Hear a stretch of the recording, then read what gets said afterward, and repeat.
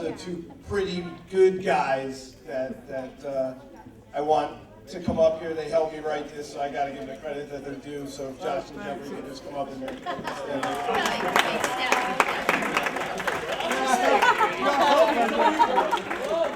all the funny stuff I wrote.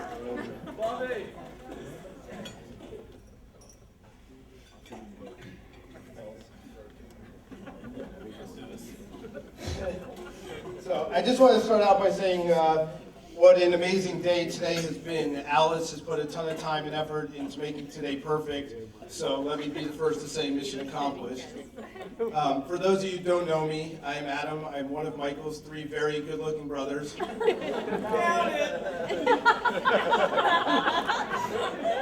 If you know Michael, then you know he has a pretty close-knit group of guy friends. You may even know them as the fam.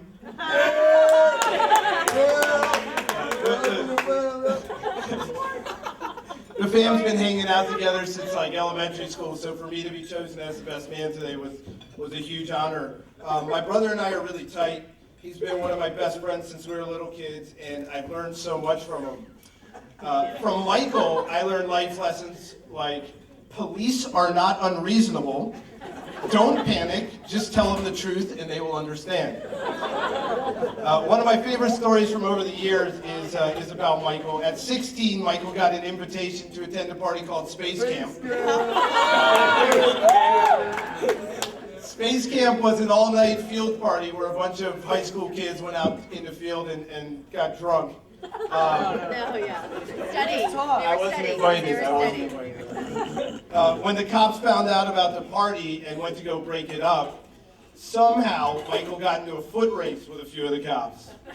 When they finally snagged him and opened up his backpack, to Michael's surprise, they found a bottle of vodka. Well, Michael fell into a state of total confusion. He had no idea how the bottle had gotten into his backpack, and he told the nice police officer that he thought someone must have planted the bottle of vodka in his backpack just as the police showed up. Just a side note to that story, I'm pretty sure later that night he told my parents it was Brian Margica. But anyway, at the time I was only 14, but I really admired my brother's honesty and integrity when dealing with the law enforcement. Michael also taught me life lessons like size doesn't matter.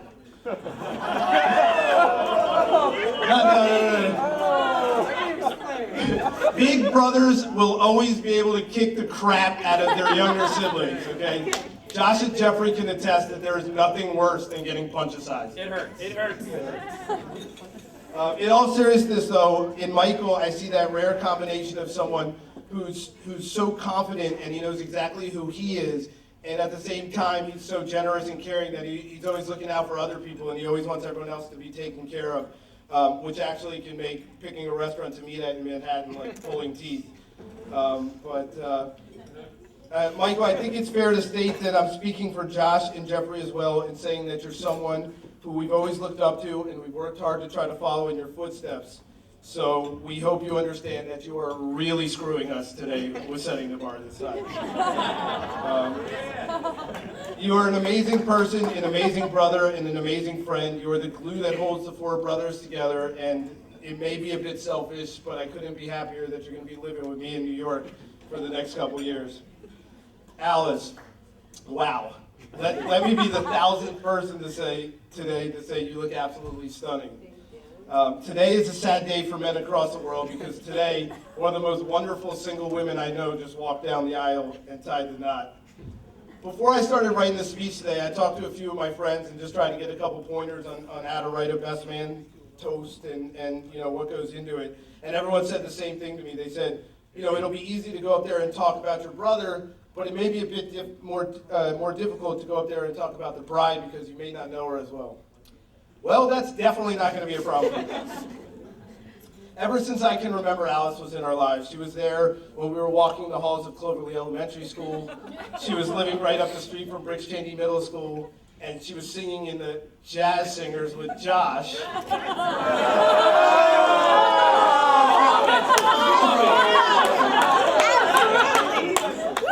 And at Cape Branch High School. In fact, the more I thought about what I wanted to say tonight, the more I realized that the only thing that's going to change after today is that my mom might finally let them sleep in the same bed when Alice sleeps over.